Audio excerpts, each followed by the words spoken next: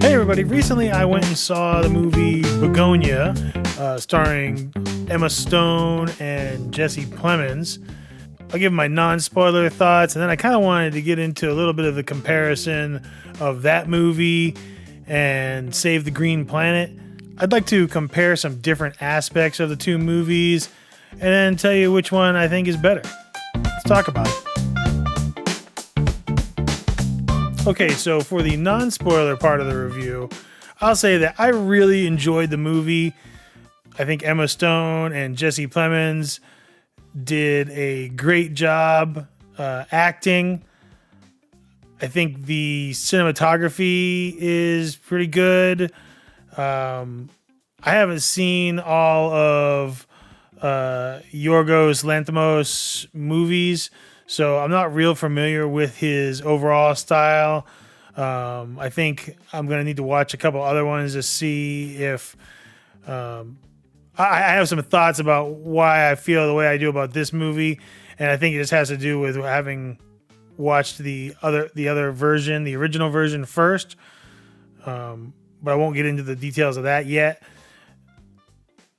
I think overall this was good.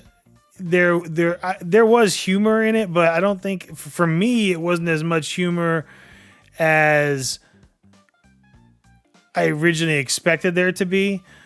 There was some good moments of suspense, and overall, it's a well-made movie. It's a good movie, but because I want to get into comparisons with some of my reasoning behind it, that's really all I can say about it non-spoiler wise. So I'll go ahead and give my review of the movie is 3.5 monkey popcorn buckets out of 5. You know, I think it's a good movie, but it didn't land for me quite as much as I wanted it to. Now, let's get into the reasons why, and this is the spoiler territory. So, if you don't want to have anything spoiled, thanks for watching. Please subscribe. My main thing with this movie is I may have ruined it for myself by watching the original first. I love the original, and I feel like it is a really good movie. Acting in it is amazing. Just everything about it, cult classic. It's perfect. I love everything about it. So then I watched this movie, and while this is good, you are getting very good acting performances by two very good actors. And I mean, and also Aiden Delbis, the guy who plays Don, the second of the conspiracy guys. He's also very good, but none of these characters are fleshed out the way they are in the original. And there's more characters and more interesting things going on in the original for me. You've got this cop, sort of like a renegade who's expelled from the force to an extent. He's like down in the kitchen and stuff, and he's trying to solve the case. But then he's also got this young cop who aspires for greater things, but feels inspired by this guy. He's a fan of his and all this, and he's got great respect for him. And so there's this whole thing going on with the cops and the way they're so inept at finding what's going. I mean, the one cop is really good at figuring things out, but the chief of police, there's this whole relationship with his daughter and this business executive. So there's that whole thing is there. The assistant helper person for in the Korean movie Suni she's like a circus performer, also like this weird crazy thing that just happens to be, and just the way the main character guy acts, who was Teddy's alternate, Lee Bong-gu. Yeah, he's zany. He's wacky, and he's got these crazy helmet that it's got spinning things on it, and just, you know, they're wearing trash bags. It just comes off much funnier, you know. I don't know if it was because of knowing what was going to happen. So if it ruined it for me, so I just looked at it as everything this guy was doing in this Jesse Plemons Teddy character. It was just serious and concerning. And, you know, his assistant, Don, was sort of, I believe he's meant to come off as autistic or something on the spectrum. And so he was being manipulated by Teddy. And I felt like that just, it was never funny. It was like I felt genuinely bad for Don the entire time. I don't know if that was supposed to, I mean, everybody talks about it being really funny, or some of the reviews I've seen. And I can't really wrap my head around where all the humor was. And I like offbeat dark humor, but I just felt like this guy was being manipulated. I mean, I guess it's darkly funny that he's manipulating a person who doesn't know. I don't know, you know. So that part didn't land for me as funny.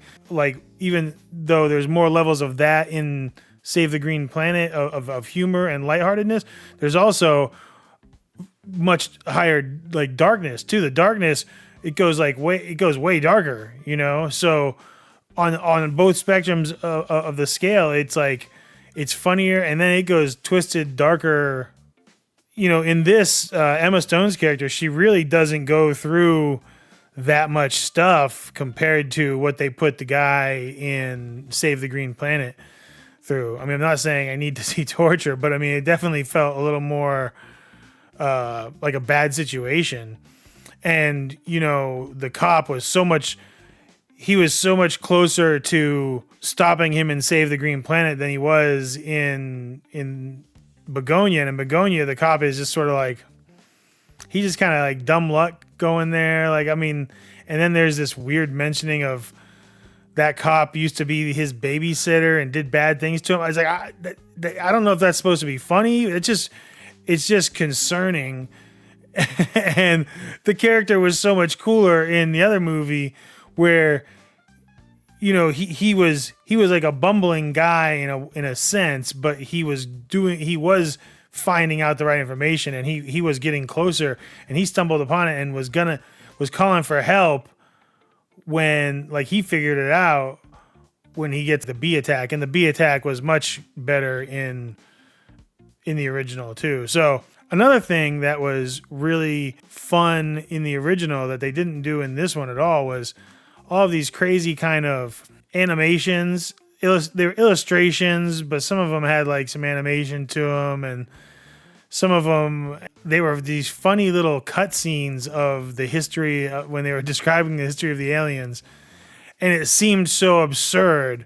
So that then when you get the reveal at the end and you realize that some of that's true, and also that's the other thing, is you knew from the very beginning that the aliens looked a certain way, with these big earlobes and spots and stuff like that. So then when you finally have the reveal at the end and you go, oh, look, he even has the earlobes and the spots. At the end of Bugonia, she doesn't look any different. She looks just the same as she did before. She doesn't have spots and big earlobes. I mean, there was no explanation of what she would look like when she was. You know, there was nothing that said, oh yeah, by the way, you know, like if there was something that said she's going to be blue, they really look blue, and then at the end she was blue, like that would have been like, oh, nice, okay, that makes the reveal even better. But the reveal in this one, I don't know, it didn't make any sense. They had these like crocheted sweater things. There was no setup for that in the beginning either. Like it felt like there should be. They're wearing like these hats, macrame or something, and it's like, why this feels like it's the punchline of a joke that we never got told. We're,